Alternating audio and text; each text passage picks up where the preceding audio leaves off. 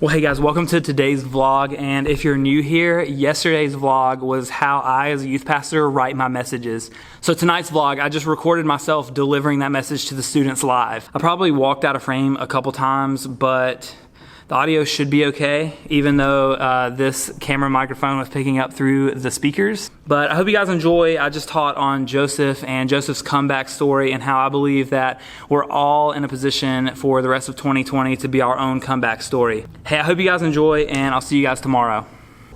Well, welcome back. You know, we had one Wednesday night between March, like middle of March until now. And I told you guys that night that was probably more important for me than for you guys, because I was going crazy not having any interaction. You know, COVID or coronavirus has taken so much from us, right? From you probably personally, from us as a youth group. My heart breaks still when I think about our seniors.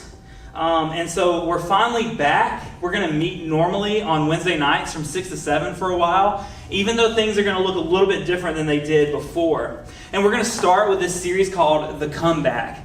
And I'm going to be honest with you guys. I will never lie to you. This series was actually written for a week of summer camp. I was supposed to go to Georgia and speak for a week, and it got canceled last minute because of coronavirus. And I had all of the outlines for the series written, and I was thinking when we finally get to meet together, this series called The Comeback is going to be perfect for us starting to get back together. Because I think a couple things, we all need a comeback, right? We all need something to get us back to normal. We all feel like we've lost something or we've been defeated in some way, like this virus has completely changed the way a lot of us do school, do life, do church. We all need a comeback. And I mean, 2020 was like the chosen year, which this is what blows my mind. Of any year, this had to happen in 2020. Going into 2020, everyone was like, all right, this is going to be a fresh start. We're going to start over. All these awesome things are going to happen.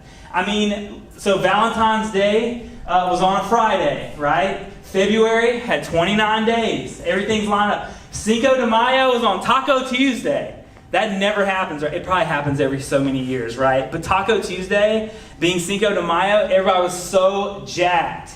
And that's kind of when everything started to shut down. I don't know if you guys know this Star Wars meme, but you probably do. 4th of July was on a Saturday. Halloween is on a Saturday, y'all. You can finally stay out all night trick-or-treating if you wanted to. You guys still trick-or-treat? Yes. You dang right you do. I would too if I were you. Christmas was on a Friday, and New Year's started a 3-day weekend. All that's gone because of COVID. And 2020 was like the chosen year. It was going to be full of such amazing things, and then it wasn't. But I'll tell you this. I don't think it's too late for a comeback in terms of 2020. I don't think it's too late for this year to be redeemed and actually be an amazing year with what little bit of it we actually have left. So we're doing this series called The Comeback because we love comeback stories, right? When we're watching football and there's two teams that we're not really invested in, we want the underdog to win, right? Like, we love seeing people come back from huge deficits. We love career comebacks like Tiger Woods, and there will be plenty of sports illustrations throughout the series. But tonight I want to focus on more of a movie theme. And we're going to talk about this guy named Joseph from the very first book of the Bible, Genesis. And Joseph's life was this roller coaster full of ups and downs and maybe some loop-de-loops. But the cool thing about Joseph is I think if he was a movie character, he would be one that we wanted to cheer for from the very beginning.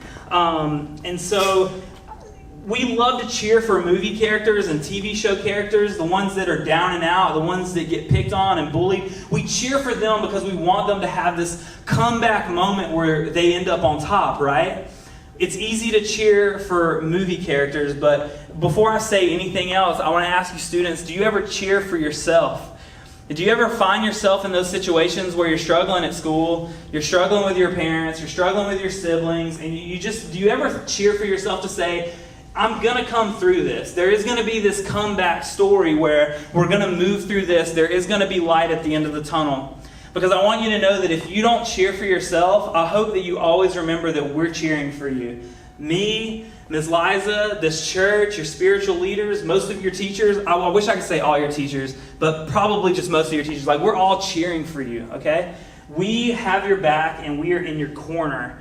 And most importantly, the whole thing that I want to talk about tonight is that your comeback story starts right now, from this moment. From the moment you walk out this door tonight, your comeback story of 2020 begins right now. So let's talk about Joseph. I'm going to mention a lot of Joseph's life, and I'm not going to read word for word. I have a couple scriptures that I'll throw up later, but later on, if you want to follow along, this actually comes from Genesis chapters 37 through 45, and I'm going to break down each chapter and kind of summarize for you. Starting in verse 37, we know that Joseph is the favorite son of Jacob, who at this time is called Israel. And I don't have kids, but you probably shouldn't tell one that they're the favorite, because the other ones might be jealous, right? Can you vouch? You're a parent. Okay, even though Dominic's the favorite. Don't tell the rest I said that. My grandmother actually had a bad habit of explaining who her favorite was, but it never affected me because it was me, you know? But Jacob was not shy about saying that his favorite son was Joseph. And the reason is because he was born when Jacob was very old.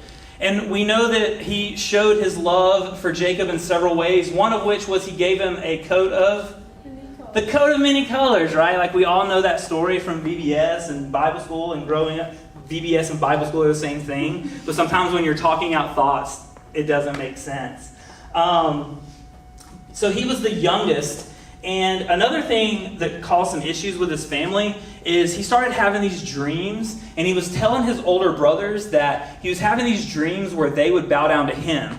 And in their culture, once the patriarch or the father of the family died, all of the inheritance and all of the responsibility and all of the leadership fell on the oldest son, definitely not the youngest. And so when he started talking like, hey, I'm having these dreams that I'm going to rule over you guys, it didn't sit very well with them. And so they plotted to kill him. Thankfully, one of them stepped up and said, that's a little harsh. Let's not kill him. Let's just sell him into slavery and then fake his death, take the coat of many colors that he loves so much, rub some animal blood on it, and then give it to our dad, right? Who thinks of these things? And that's what they did. They sold him into slavery. So Joseph is living his best life, having these great dreams. His dad loves him the most. Somebody's calling me right now of all times. And then all of a sudden, it's all gone because his brothers sell him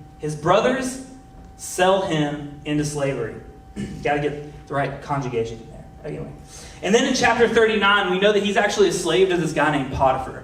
Potiphar's kind of like an important political figure in Egypt, right? Like he's got some notoriety, but Joseph is such I don't want to say good slave, but he's such a good dude, and he works his way up through the ranks where he actually starts living in Potiphar's house. And slaves have their own quarters out back. They're not as nice, but Joseph has earned favor, and he starts to live in the house. And one of the reasons, we're not told exactly, but this theme throughout this entire chapter, and we see it twice, is Scripture tells us that the Lord was with Joseph. And maybe that's all you needed to hear tonight, is no matter what you're going through, no matter how tough it is right now, that the Lord is with you right now where you are.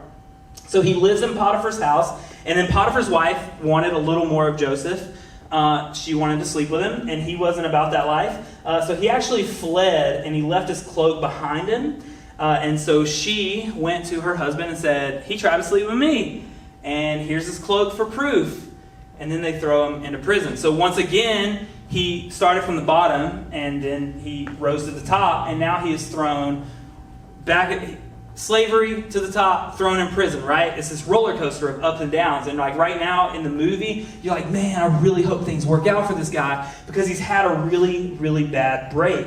But in chapter 39, we know that even in prison, he earns favor of the guards. Like, they don't stress about Joseph. They know he's not going to run off. They know he's serving his time. And I think that says a lot about the character of Joseph.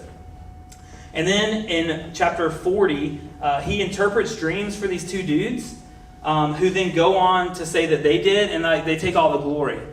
And man, you guys work on group projects in high school all the time, right? Where people get credit and they don't do any of the work. Yeah, what's up with that? There's nothing wrong with wanting credit when credit's due, you know? But they just totally forgot Joseph. They left him high and dry. He's just chilling in prison for another few years. Until chapter 41 happens, and these Pharaoh starts having these dreams that need to be interpreted, and somebody says, I remember this guy Joseph used to interpret these dreams. So they go to Joseph, and he says, man, that's easy. These dreams mean that you're going to have 7 years of abundance in Egypt, followed by 7 years of famine. You better save up for a rainy day. Or not really a rainy day because there'd be this drought. Anyway, that's a really nerdy joke. I'm really sorry. And so Pharaoh is so impressed that he promotes Joseph to second in all of Egypt. Like, the only person over Joseph is literally Pharaoh, who runs all of Egypt. He's like the king of Egypt. He's like chosen by their gods to lead the people. And then you have Joseph, who is an Israelite, which is also amazing to me. And this is where the story gets really, really interesting. In chapters 42 through 45, that famine does come.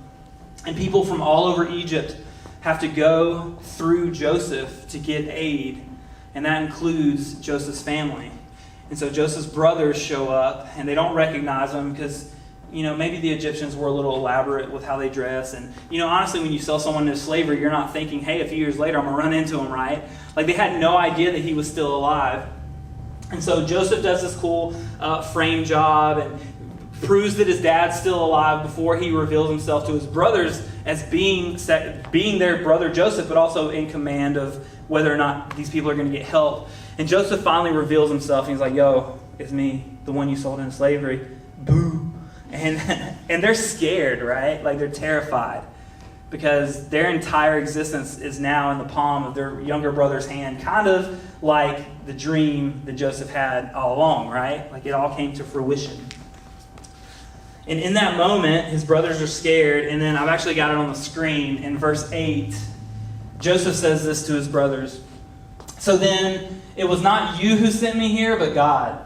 He made me father to Pharaoh, Lord of his entire household, and ruler of all of Egypt. In this moment, we see this awesome story of forgiveness, which is so tough for so many of us. I have never met anyone that's like, yeah, forgiveness is my spiritual gift. Somebody hurts me, somebody, does me wrong, somebody says something bad about me or my family, I'm cool to forgive them, right? A lot of us have been walking around with a lot of hurt for a lot of time. But in this moment, Joseph forgives his brothers. There's this moment of healing and this moment of redemption. But to tie everything back in with what we're talking about in this series, there's this comeback story for Joseph and his family. Everything comes full circle. And in that moment, he realized that he had ups and he had downs, but God was with him through absolutely every single one of them that led him to this very moment to save his entire family. I told you guys I want to stick to a movie theme. Robert Downey Jr., right? You guys know Robert Downey Jr. plays Iron Man. It's kind of a big deal.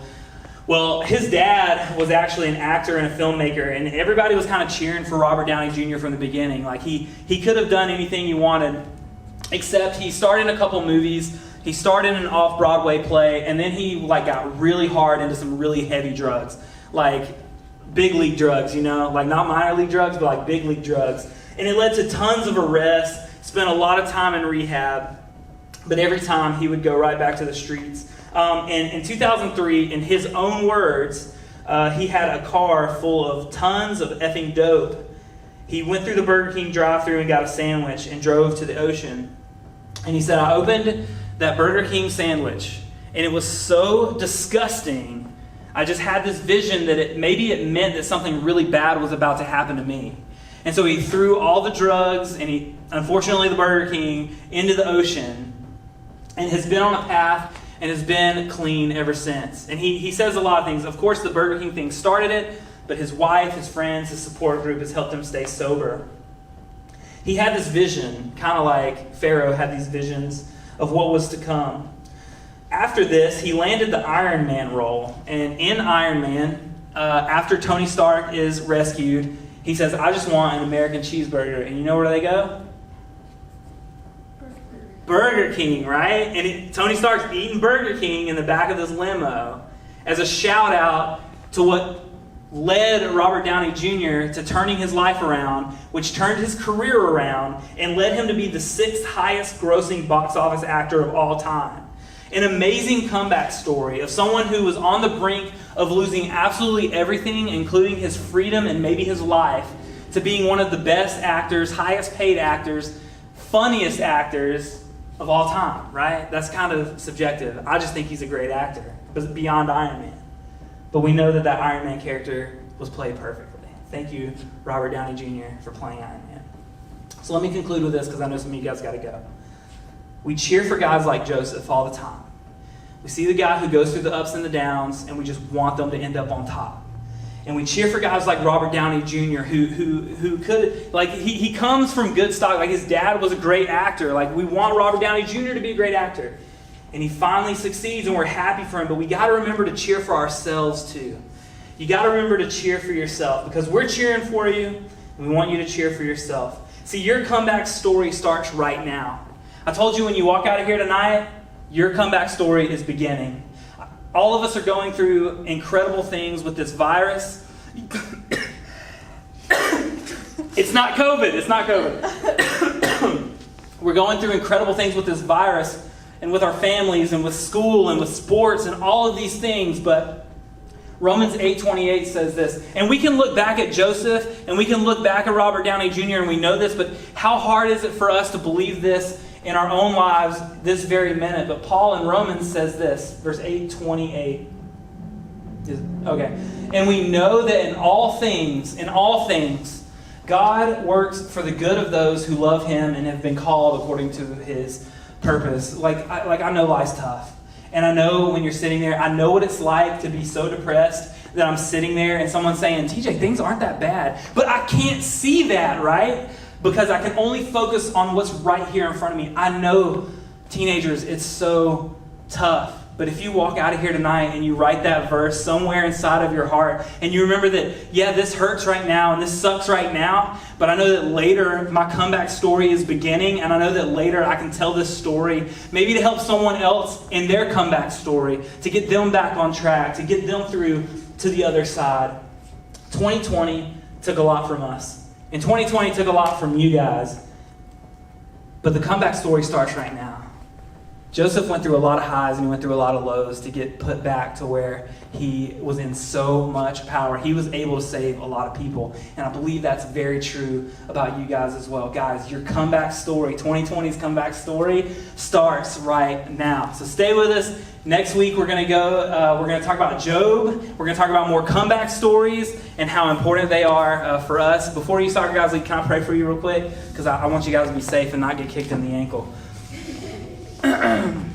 Jesus, thank you so much for this message of Joseph, and thank you for Robert Downey Jr. and all the great movies that he's blessed us with. But God, thank you so much that you have a comeback story for all of us, that if there's breath in our lungs, that you're still working on us, that you're still calling us to big and great things, and you're here with us, and you care about us no matter what it is that we're going through. You understand the complexity of our human nature, and you love us anyway. God, I pray for the soccer girls that are about to go to practice, that you would keep them safe, let them have a great practice, and win all the rest of their games. God, be with us as we play one more song and close out tonight. We love you. Amen.